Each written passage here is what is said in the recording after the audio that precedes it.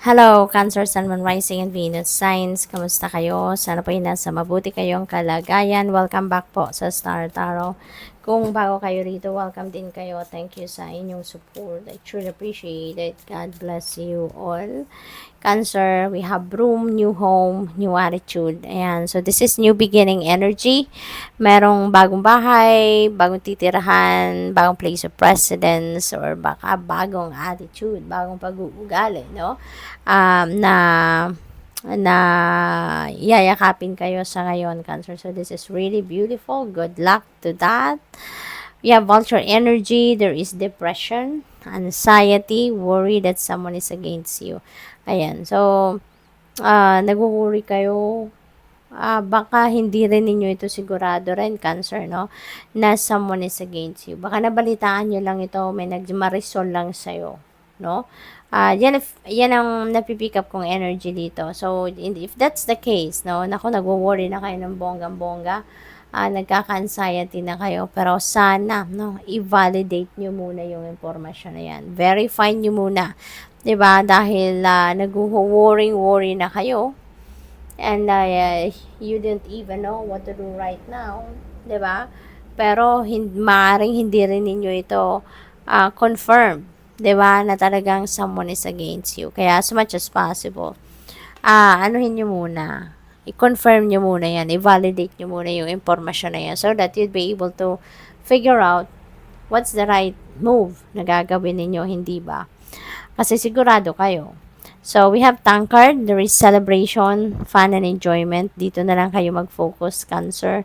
Sa positive energy na to, meron yung mga celebration na maaaring kayo ay maimbitahan or baka kayo ay may isi-celebrate. Baka kayo yung may celebration, baka kayo mag-host, no? So, whatever the case may be, maimbitahan man kayo or kayo yung host, have fun, no? Have fun and enjoy. Take advantage of that okasyon, 'di ba? Para kayo ay maging masaya din. We have new job, new career, may new home, new attitude. So, new beginnings are knocking on your door sa ngayon, Cancer. So, napakaganda kasi nagbubukas ng pinto, no? Para sa mga biyayang ito ang universe para sa iyo. So, congratulations. What else? We have fire. There is a strong emotion, passionate love or hate. So, depende sa inyong sitwasyon. It could be love, it could be hate na mararamdaman ninyo sa ngayon kung ano man ang inyong sitwasyon, no?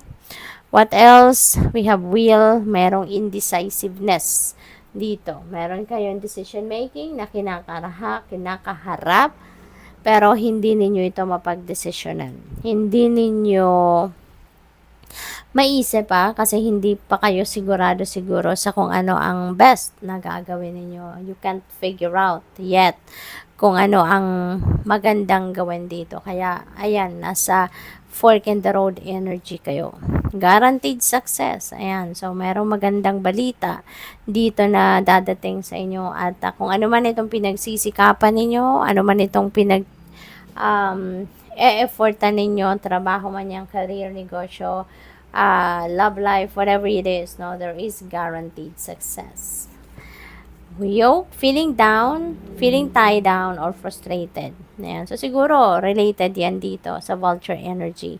Napo-frustrate na kayo, no? Kasi nga, baka hindi ninyo talaga masigurado.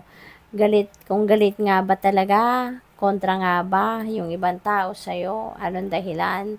Hindi nyo nga talaga to ma-confirm kung talagang totoo ito, 'di ba, na someone is against you. Kaya maaaring na-frustrate na kayo sa inyong sitwasyon. Finger, warning you of a problem either now or in the near future. Ayan, so warning ito para sa iyo. And this is good kasi binibigyan kayo ng signal dito na from here on, kailangang mag-isip kayo na maigi, maayos, mag-focus kayo sa inyong mga ginagawa because you can still avoid this problem, 'di ba? Kung magpapatuloy ngayon ang ginagawa ninyo, the way you bear things, no? The way you carry your life sa ngayon. No, kung magpapatuloy siguro kayong ganyan, kung paano man ninyo ito ninanavigate na buhay ninyo sa ngayon, baka magkaroon kayo ng problema at some point in some areas. Kaya this is a warning for you. Kung meron man kayong mga naniniglect sa ngayon, kung meron man kayong hindi nabibigyan ng mas maraming attention sa ngayon. So, maybe now is the time that you need to change. Maaring kailangan ninyong i-improve pa ang inyong mga ginagawa, ayusin pa before you make a decision, pag-isipan mabuti, before you jump into conclusion, make sure na everything is confirmed, 'di ba? Yung ganun para maiwasang magkamali. We have money path. Wow. So, a path with money is waiting for you to find it. Ayan. So, merong opportunity dito na naghihintay sa inyo. Pero, maaring hindi pa ninyo ito napapansin. Hindi pa ninyo ito alam sa ngayon kung ano to. No? It's for you to find out. What else? We have grave. There is a birth or conception of a child. So, baka merong manganganak na sa inyo or baka magbubuntes or kung hindi man kayo yun, baka yung person ninyo or mahal ninyo sa buhay, kaibigan, kakilala, mga ganon, no? Or baka meron din bagong enterprise kayo nasisimulan sa ngayon. You're giving birth to a new enterprise project, no? Mga ganon. We have wind chimes. There's peace and harmony, no? Maganda to. Finally, siguro maaayos nyo to. Baka mababalidate nyo na yung impormasyon na yan at baka hindi totoo, no? Kaya magkakaroon na kayo ng katiwasayan, kapayapaan sa inyong pakiramdam. You're going to also to find harmony within yourself. So, magiging mas relax kayo, mas magiging maganda, maayos ang inyong pakiramdam. We have Chairfield, someone new is entering your life. Ayan, merong bagong taong papasok sa buhay ninyo, Cancer.